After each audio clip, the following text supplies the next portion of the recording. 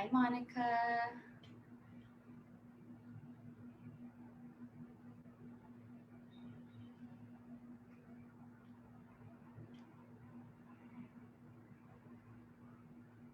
Hi, everyone. I'm going to be letting people in and give ourselves a minute or two to get people in here, and then we'll get started.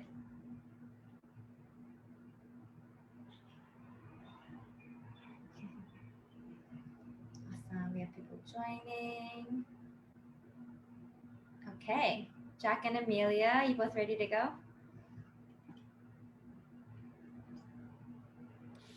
Yep. All right, so we are also live on Facebook. Thank you all for joining us. Hi, everyone. My name is Duration. I'm the coordinator for Surfrider Foundation Oahu, and you are here for our Visitor Green Fee webinar.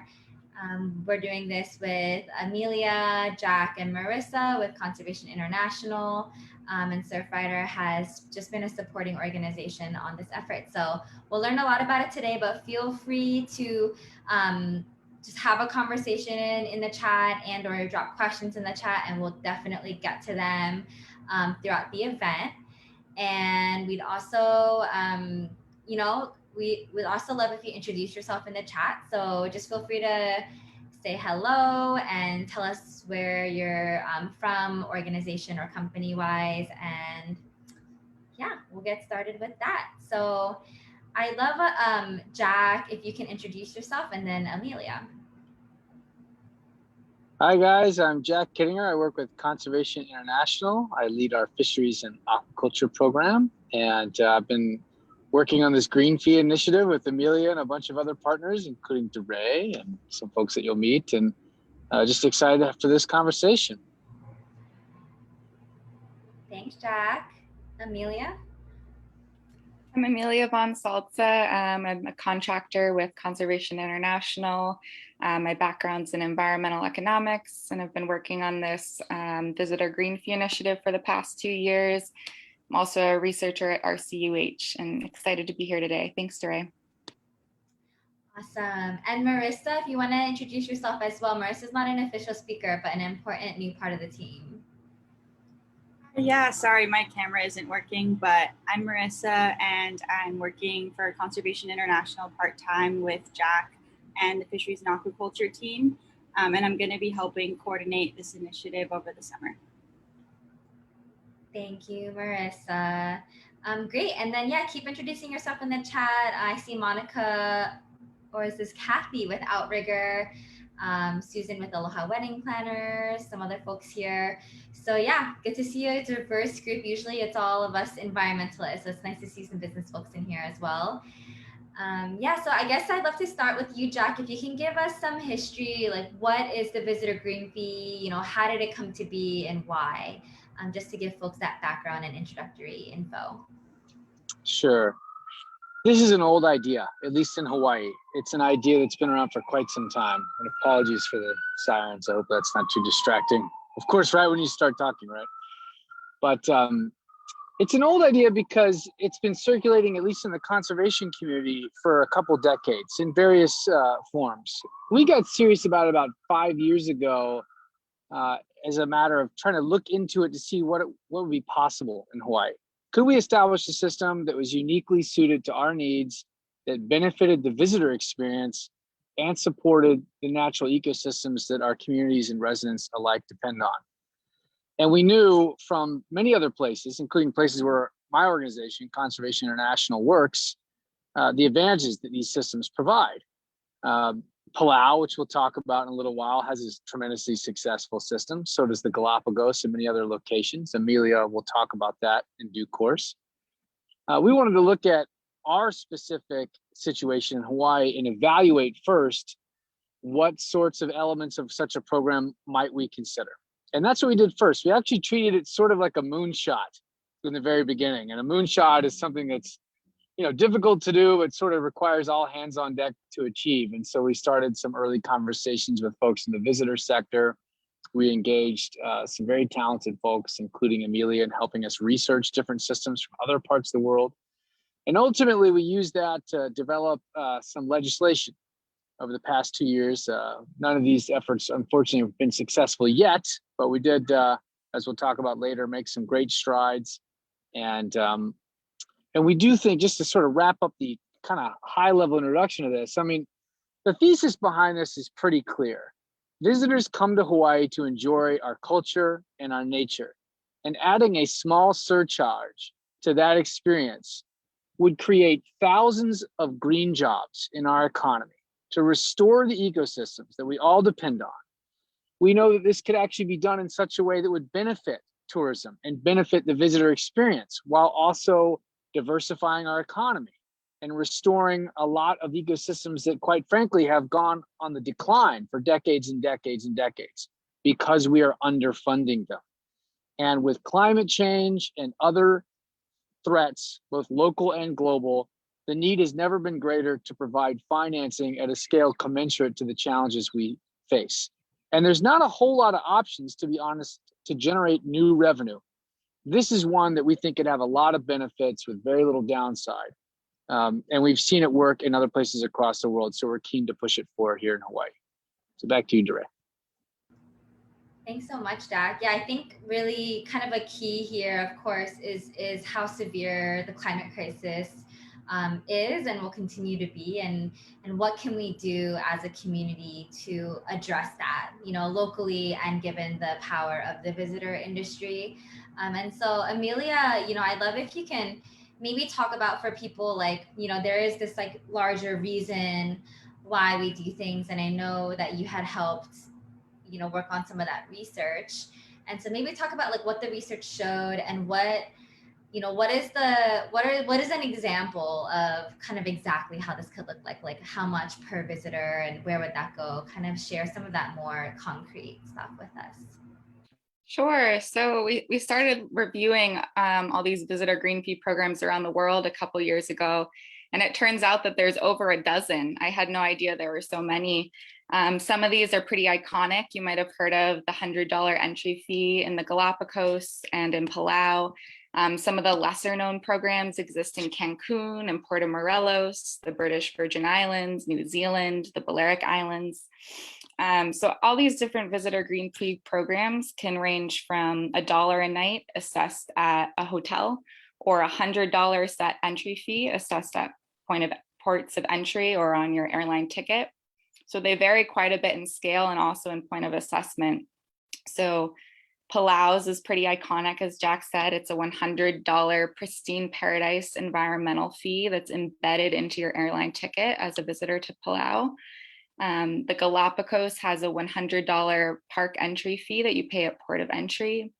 New Zealand recently established a US $25 fee that is assessed via a mobile app that's part of your entry visa process.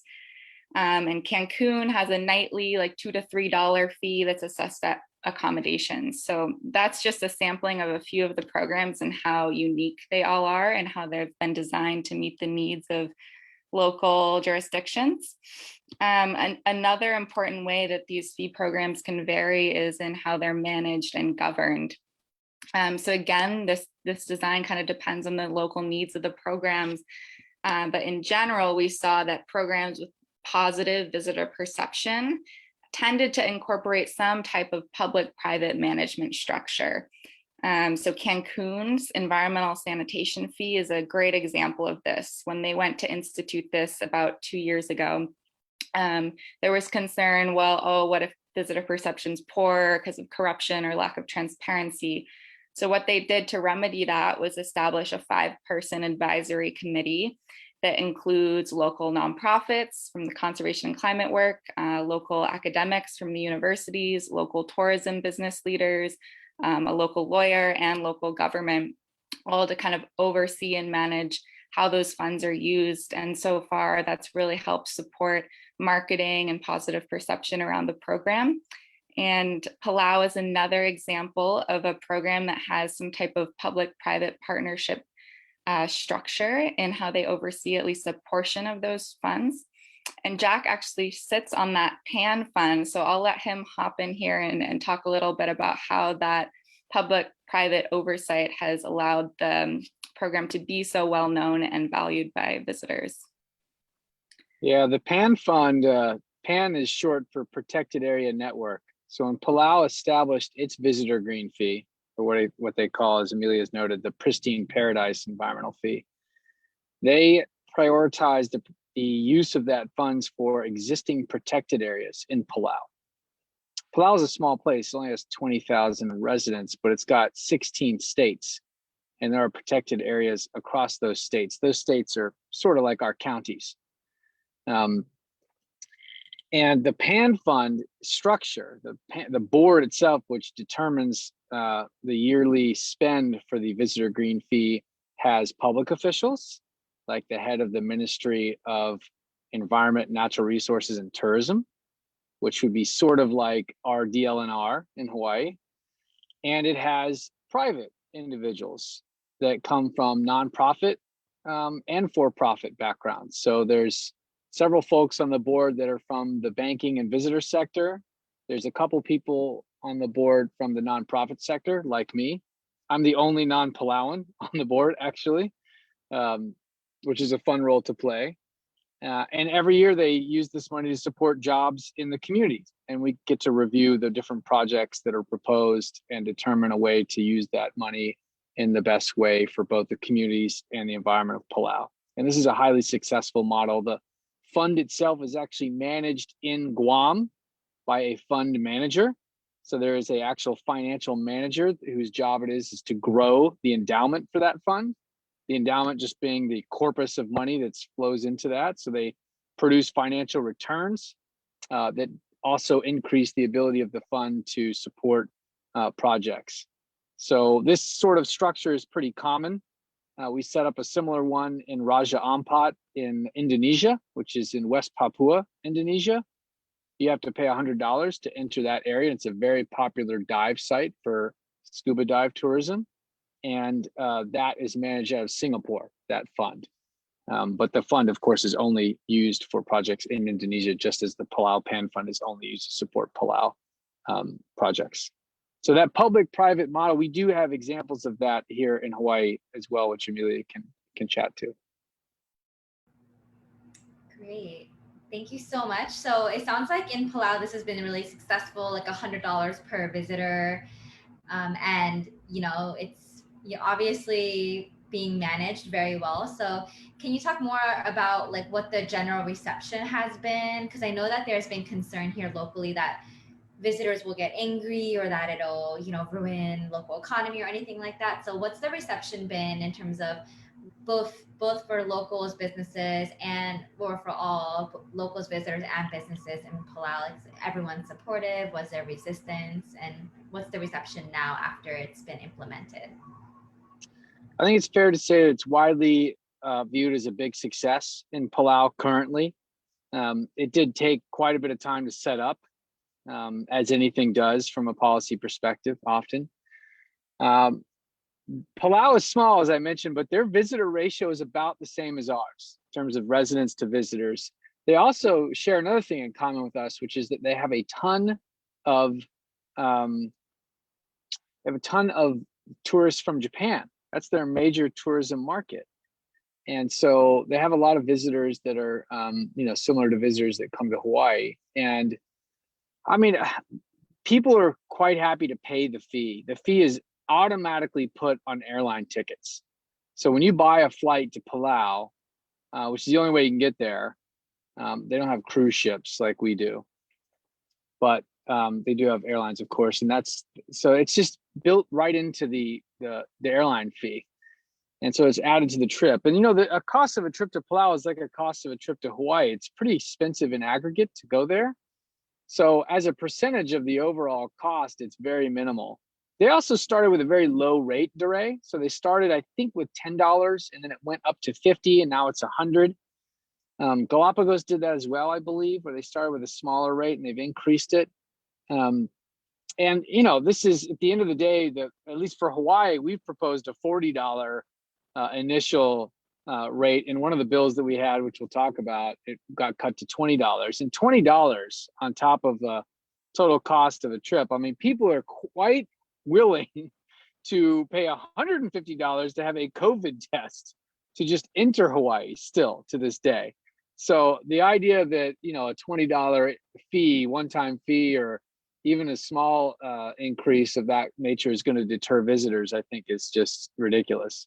But the last thing I'll just add, and this will come into a conversation as well, is that Palau also has an incredible pledge.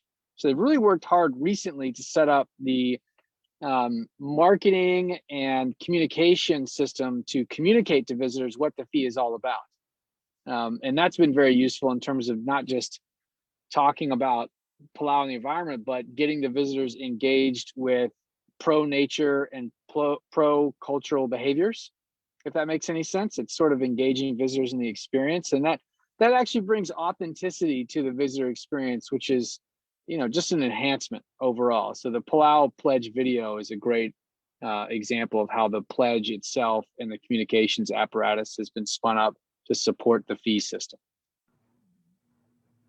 Thank you, Jack. Emelia, I know that this question had come up a lot about within the legislative session, and we'll definitely get into kind of what happened in 2021. But since Jack talked about the simplicity and ease of just adding it to an airplane ticket, can you kind of talk about why we can't do that here and why that makes kind of the work here a little bit more different?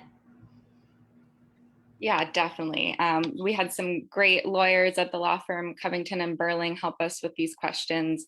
Of course, being a state within the US, we do have a unique legal and policy landscape, right? All of these examples we looked at are abroad. So for example, there's a federal statute known as the anti-head tax that prevents a state within the US from assessing any type of fee like this at an airport or even at the purchase of an airline ticket. So unfortunately, that very streamlined option that Palau uses is kind of off the table legally for us. And we do have to be careful with constitutional laws around commerce and comedy clauses and making sure we're not discriminating against visitors. So that kind of informed the policy designs that we supported and proposed in the legislature the last year, which looked at point of assessment at accommodation or rental cars, which would effectively capture revenue from predominantly visitors as a way to kind of work around these legal challenges that we face as a state. And great, while you're there, maybe you can just kind of overview what bills were introduced, which ones were the favorites, and kind of how that all played out. Definitely. We were actually surprised to see there were 5 different visitor green fee bills introduced this past session.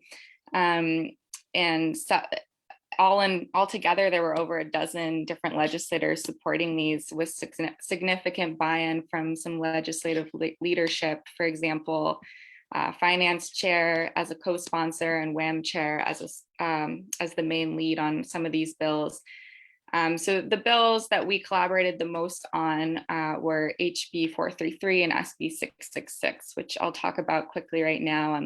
SB 666 proposed a $40 per person visitor green fee assessed at point of accommodation, with the explicit commitment and purpose of funding conservation jobs to help diversify our economy and get people back to work post-pandemic in more sustainable careers. In general, the bill gained a lot of traction. It didn't make it past crossover. It didn't get a hearing. It had a pretty tricky quadruple referral. But in general, we do think there were a lot of wins here in terms of conservation community coming together with business leaders and tourism leaders to really support this. And I think in general, we do see a surprisingly good amount of alignment from the tourism leaders on this idea that we need to invest in our natural and cultural resources because they underpin our economy, right? Their nature is our Taj Mahal. It's what brings visitors here. So I think there's a general sense from business community that yes, we do need to invest in these resources. There's just some concern over exactly where that fee should be assessed and how it should be managed, et cetera. So that's kind of what we're working on over the summer to help better prepare us to reintroduce these bills next session. Thanks for that overview, Emelia. Jack, did you have anything in terms of the legislative session that you wanted to add or comment on?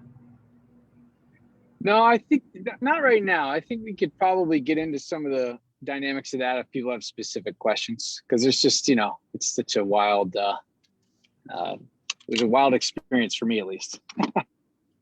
Yeah. So we can get pretty into the weeds when it comes to how a bill comes to pass and why it didn't pass and all the different bills and committees and chairs and all of that, because it's kind of a big, complex web when it comes to legislative session. But feel free to drop any questions and we can get more into that if folks are interested. But it'd be great to discuss kind of like how much money, given the most ideal proposals that, we were hoping to pass, how much money would that raise, and kind of give folks that like visual of like what that would provide, what that would fund, and how that really could better our course environmentally here. And for either of you, whoever wants to take that question, or both. Maybe Emelia, you can go first and then we can go to Jack. Sure. Yeah, so we had a DOTAX model, the revenue generation for this bill, SB 666, as proposed with a $40 per person fee assessed at point of accommodations. And of course, these revenue estimates are a little tricky right now because there's so much uncertainty around visitor arrival forecasts. But in general, we think we could get around $200 million a year over the next few years. Obviously, that would increase as visitor arrival numbers recover over the next few years, which is a pretty substantial amount.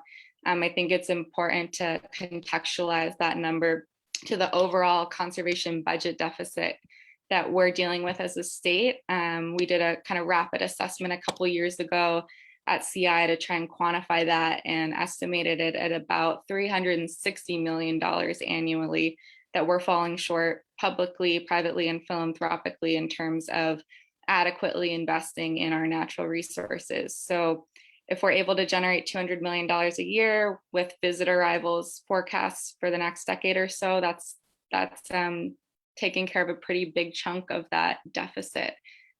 So it could be a pretty powerful tool. Again, there's lots of ways to do green financing, but very few that are at such a large scale that don't further burden local residents, which is why this is such a special proposal. Thanks, Emelia.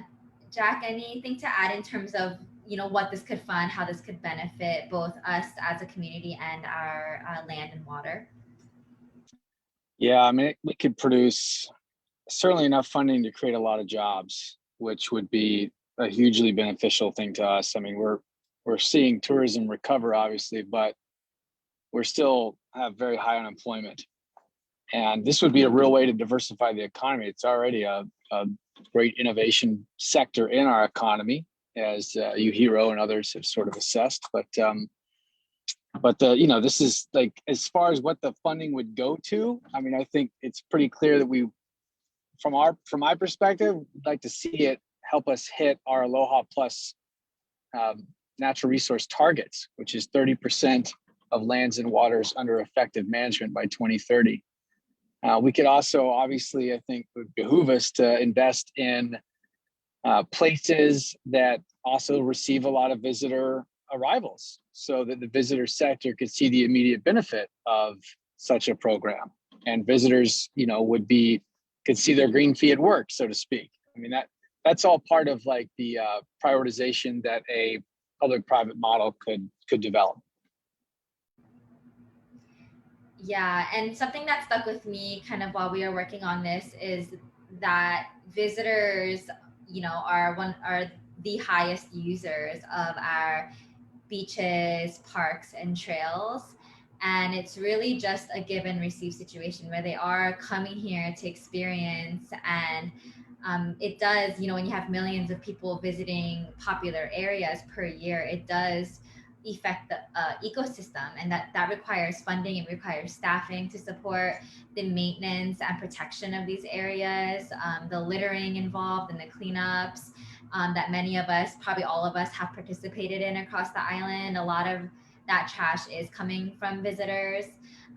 In addition to the fact that nearly every nonprofit in our community that works on environmental issues is understaffed or has potential to grow and offer increased services for the environmental movement, I think are all great reasons. I think the funding to support, helping the environment and to address solutions to climate change are just going to be critical, especially in a place like Hawaii, which is in the tropics and is more vulnerable to climate change than other places in the world. So we live in a special place, and it's important for everyone who uses our resources to take care of it, whether that's locals, community organizations, businesses, or visitors, really all of the above. So that's why this is so inspiring. And I was really excited to see that so many of the leadership, folks that are very influential within the legislature, were really excited about this. So maybe Emelia, can you share, what what that could look like next year? Obviously none of the bills passed, but there was a lot of optimism. 2021 was mid-pandemic, and a lot of the legislators were really excited about a potential revenue source, and the fact that this could also help them meet their own goals for climate resilience and things that have been set in the past. So maybe we can just talk about what that looks like moving forward, when it comes to the bills and actually getting them passed. Sure.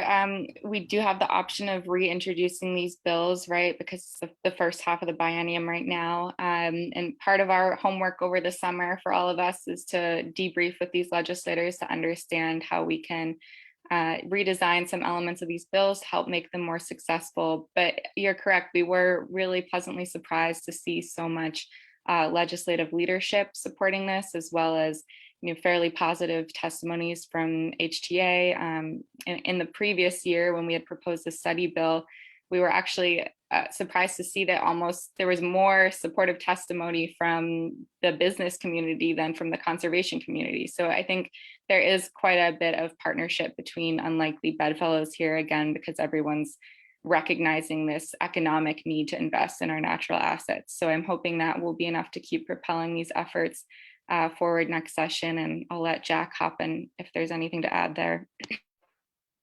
Yeah, it's encouraging to see that most people agree to the intent and principle of this. It is mostly how we should do this, how we collect the fee, how we manage it, how do we ensure that the fees are actually going to persist for this purpose? Because there's obviously a long history of funds being established for a purpose and then being repurposed or raided. I think when I think about support for this, and we tend to think of the visitor and resident as being sort of separate types of people. But in actuality, I think one of the most helpful reframings that we did in our exploration of this was to think about visitors as temporary residents rather than as other people that come here. We have some of the most high repeat visitors of any place, of any destination. That's because people keep coming back here because they love it. So anything that's going to continue to protect that which they love, they're part of the big part of the solution here. So this idea of thinking about them as temporary residents sort of just changes things a little bit differently, right? It's true that visitors use a bit more energy and water and other resources, but residents also share a lot of the responsibility, of course, for carrying resources.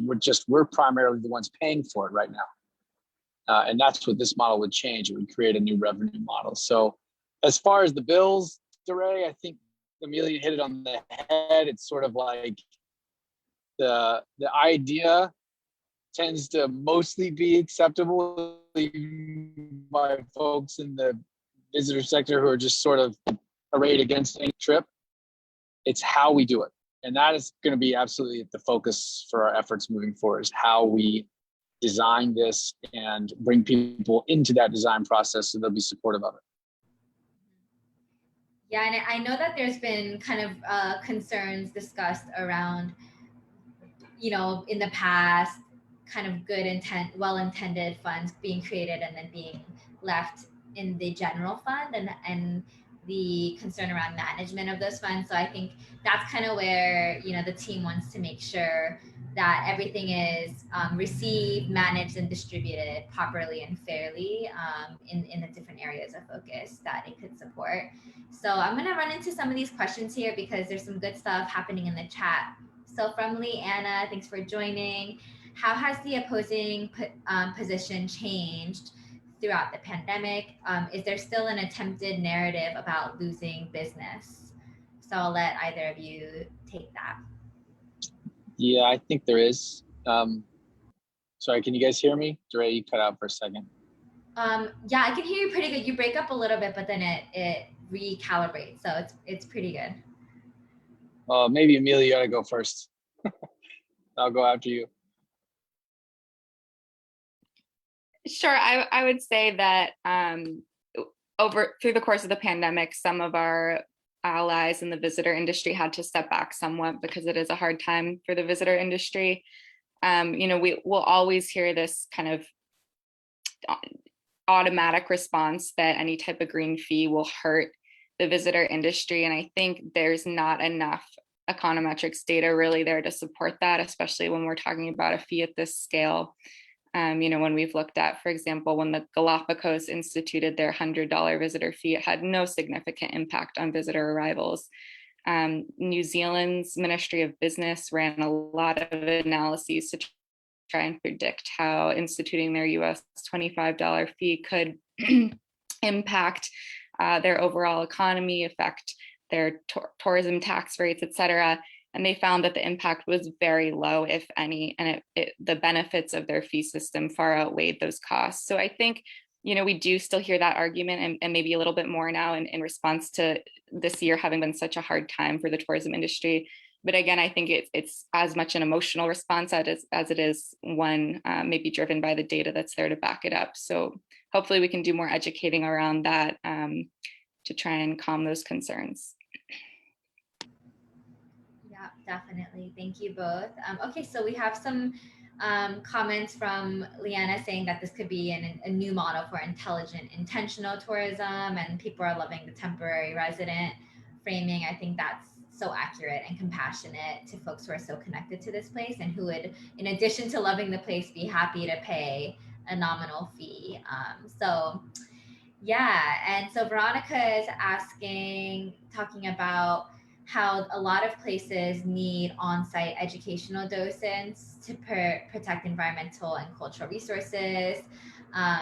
And that a lot of this work right now is being done by volunteers, which I can totally relate to. I'm the only staff person for Surfrider for the entire island, and we're volunteer run. So I do think there's a lot of need for paid staffing, while still, of course, maintaining volunteer engagement, but just the you know, having the support of paid staff, not only in the benefit of creating good quality local jobs, but the quality that can provide to the actual work we're doing on the ground to protect the environment would be definitely a game changer. Great, so continue to ask questions in the chat function. And then I'd love to, you know, for somebody to maybe discuss the pledge to the keiki and how that, I know that was discussed with the Palau. There's the Palau pledge, and then there's the $100 fee. So kind of what is like the vision for how the pledge would interact with the fee, you know, in an ideal world, and what's kind of the plan for that? And so how would they both overlap and be kind of unique in their own rights? Yeah, I could take a first stab at that, Dure. The pledge and the fee are hand in hand. They're both two pillars of the overall approach, and they're basically modeled off Palau's approach. So the fee, of course, we've been talking about that, and but the pledge itself is something that already has momentum here in Hawaii as well. There's several island level pledge efforts that have been established, Big Island and Kauai, and some that are even sort of like even more specific to the place. And so the pledge effort would sort of mimic that, where we would have a pledge that visitors would take upon arriving, with they understand sort of what pro Hawaii behaviors they would commit themselves to, and would bring them into this sort of headspace of how to be part of the stewardship efforts. And, that's it at a very high level, right? In Palau, when you go and you enter Palau, they stamp your passport and you have to sign the pledge in your own passport, and that's your entry visa. So that's pretty effective. We couldn't do that, obviously, but we are introducing all travelers back to Hawaii with the Safe Travels app, right? The idea that you would stop every one of our visitors before they came into Hawaii pre-pandemic was crazy. Now the idea that you're not going to stop everyone on their way in is crazy. So we do have a way now to engage folks, and maybe the health infrastructure that we've built for the pandemic we can add to that to sort of integrate the pledge into that. That's one idea for how we sort of engage all visitors in the stewardship elements, and how we might get them to be more aware, not just about their behavior, but about the fee and the things that would support on the environmental front. Emelia, anything to add on that, kind of the fee versus the pledge and how they're similar and differ? No, I would just say quickly that I think our research showed, and talking to different practitioners in these jurisdictions around the world, showed that these types of broader visitor education and engagement strategies like the pledge can help support positive visitor perception of the fee and where their revenue and their funds are supporting, which again kind of circles back to this issue of, does it affect visitor arrivals or hurt the tourism economy? So again, if there's this kind of packaging of a broader visitor education initiative to support this fee, I think it can support positive perception and reduce any harmful effects on tourism. Nice. Okay, great. So I wanted, maybe Jack, you can give a quick overview on like what groups and organizations and or individuals have been involved in this effort, just to give folks that background, like who's behind this. There's Jack and Emelia, and some support from Surfrider, but who's behind this and what support is needed from folks who are interested?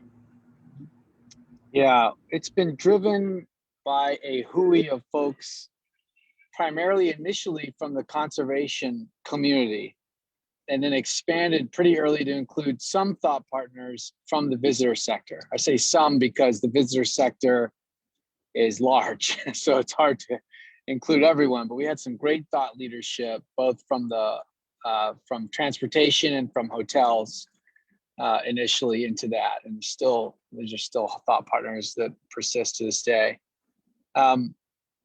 We had some great support also, I should mention, from the Hawaii Leadership Forum and the Omidyars, who provided some great architecture and some design thinking into this, some coaching. So we're building that coalition. I mean, I think broadly, Dere, it's the conservation and visitor sectors primarily that have been key to this. And in the conservation sector, it's not just nonprofits, but also the folks in the DLNR and the public sector as well, and some restoration companies like Pono Pacific. That's obviously part of the Kupu network that have been part of this. So that's I'm just trying to think about the whole journey and who's been on the ride for that, because it's been a long trip. But that's, I think, fair to say he's been the main coalition. Thanks. And Emelia, do you want to add, what kind of support is needed kind of on the team for this project to be successful in the future? I guess kind of in terms of outreach, but also in terms of legislative success. Yeah, I mean, one action item everyone can take is to follow up to get on our listserv to make sure you're up to date when the time does come for legislative engagement. Obviously, that's a bit of a lull right now over the summer, but we'd love to have you involved via that listserv. And Dere, you're really the expert here on community organizing, so I'd love to hear from you too on that question and how folks can keep involved. Yeah, we had a sign-in letter that organizations could sign on to with a logo. And I think, just folks with larger networks, Surfrider has a unique network of locals and visitors. And, your organization, your business may have access to kind of a more diverse group of folks, I think it'd be really cool to get visitors, these folks who love coming here every year, who have a connection to this place, to get, a few key voices in there to say, I would be more than happy to pay this small fee, and that it would actually make me feel better, give me that dopamine to say I've given back to this place, I can enjoy this place more, knowing that I'm not just taking. And I think, that's something people really like. And that's why, if you look at like the Tom's business model, where you buy a pair of shoes and they give one away to someone in need. I think these kinds of things where it shows a compassionate connection to something you're doing as a consumer or as a traveler, can be really beneficial for the traveler themselves. So rather than framing the visitors as these victims who are victims to all these fees, I think it's cool to say, look what you're providing to this community that you love to visit and to this place that you love to visit. So we always need testimony, people who can provide inspiring perspectives, people who can help spread the word about the bills when they come up, and just about this effort overall. So we have a question from Leanna. Any evidence of a green fee helping to dispel resident resentment? So any thoughts on that, Jack or Emelia? Yeah, it's not a very good tool for that. Okay, unfortunately. Hawaii, we have committed to the mass tourism model in some ways. We've sort of committed to that. Pre-pandemic, we had an all-time high of 10.4 million visitors. Visitor spending is down while numbers continue to increase. This is a difficult model in order to resolve that issue, Leanna. It's a very good question. I think actually the Hawaii Tourism Authority, under its new leadership with John DeFries, has a very good strategy to engage visitors. Unfortunately, I think the legislature has sort of legislated that part of the strategy away, but we'll see.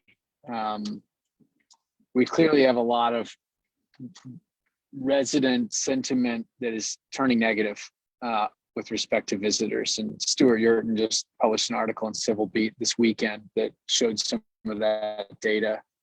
A fee will not offset that, but it will create the means in order to internalize some of the visitor costs, if that makes sense, to create a way for the visitors to give back, at least financially, even if they don't know they're going to do it.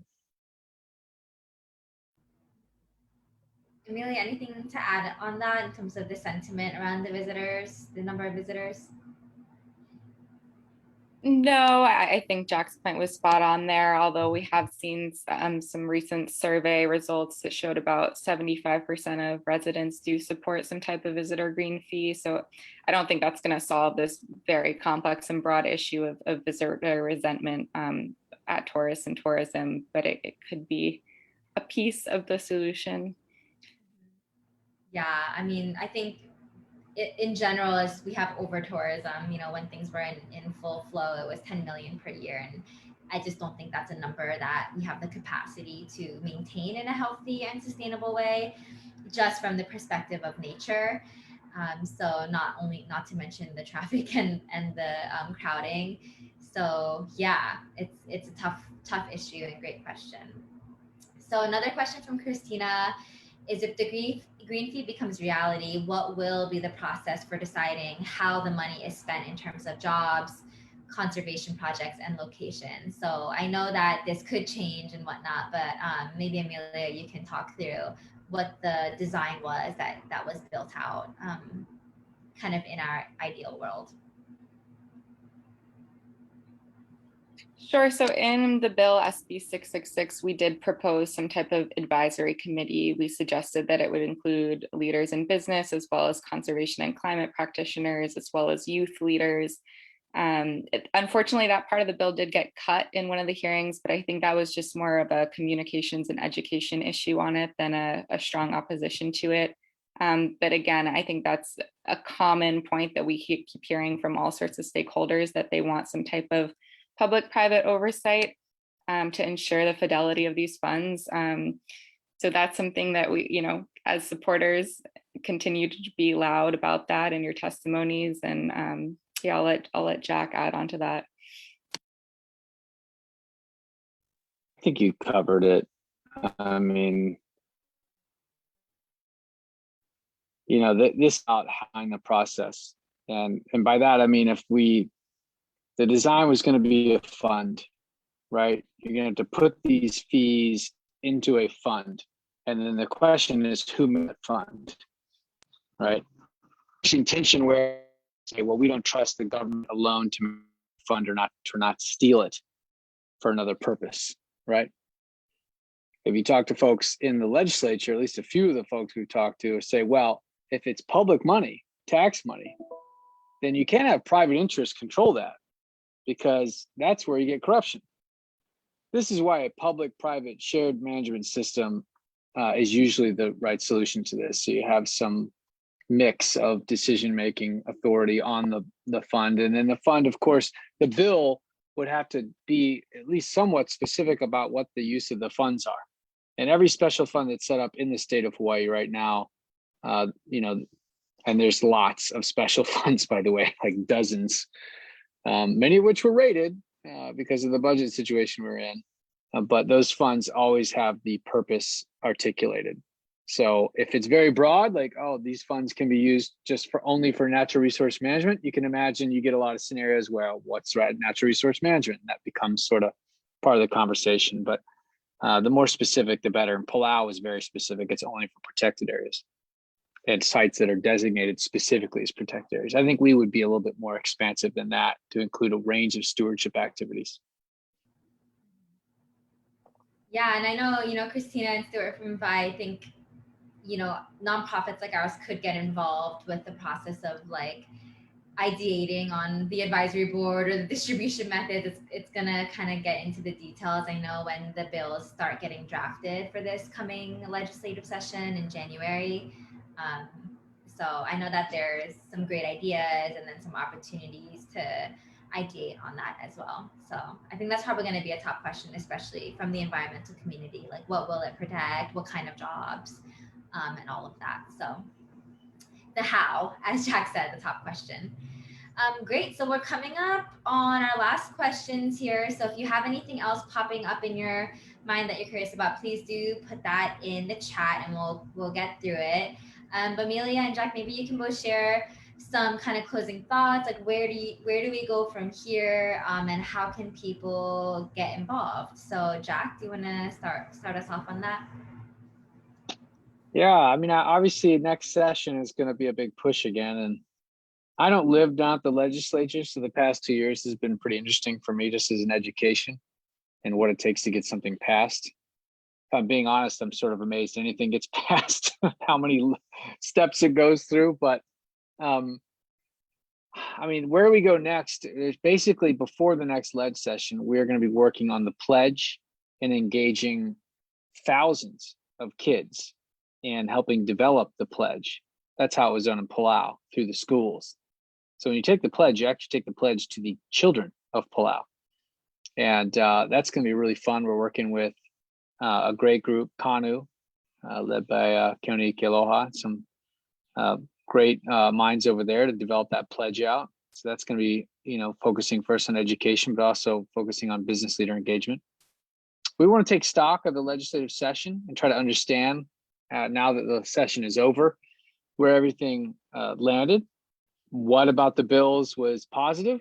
What about the bills did certain folks not support? And how might we forge a middle ground compromise solution that has the best chance of passage next session? And lastly, we have to continue to reach out to our brothers and sisters in the visitor sector. It has been a hard 2 years for folks in that sector. And I think it's fair to say that, the triage and the difficult economic reality that is meant for lots of local people and their jobs, it's hard to understand that. I mean, the visitor sector and the service industries and, how many restaurants have gone out of business, they've really had a very difficult year and a half. They're starting to recover now. And hopefully that means that we can regreen the visitor experience as we welcome folks back into the islands. That's critical. A pledge can be part of that. A green fee can be part of that. I think historically we thought of the conservation and the visitor sector industry as sort of partially adversarial with things of this, but we're all on the same team here, right? We all want a stronger, greener, healthier, more vibrant economy and intact, biodiverse, endemic, non-invaded ecosystems. That's the only way, by the way, those two pillars, that we're going to survive climate change and what it has in store for us and what is already fomenting along our shorelines. So that's a natural coalition. It will take time to build. We have been working on it for years. It's going to take years more. And who knows what we can get done with a coalition like that? Not just a green fee or a pledge, but a great many things. We need to change the way that we have that we support tourism on our islands, and we need to change the way that we support environmental stewardship. So those communities, in some sense, have to come together in a way that they never have. Thank you, Jack. Amelia, closing thoughts on how people can connect and learn more. I mean, Jack just nailed it there. I would just reiterate that it is a long-term play, right? This took Palau about 10 years to implement. So we really appreciate everyone's ongoing active involvement and progress towards this. So thank you all. Awesome. This will live on Facebook through Surfrider Oahu, so feel free to reference it anytime. I put in Marissa's email here. She'll be helping to manage while Emelia is taking some time off. But yeah, we'll be around, and this effort will continue. The legislative session starts back up again in January, so a few months before then there will be some more activity in that space. Thanks, everyone. Thank you. Thank you, DeRay, for organizing, and thank you, Emelia, for all the incredible work you've done on this. Really, it's been amazing, and we'll get you back in the fall. Awesome. Have a nice day. Thank you, everyone. Thanks, everyone. Bye-bye.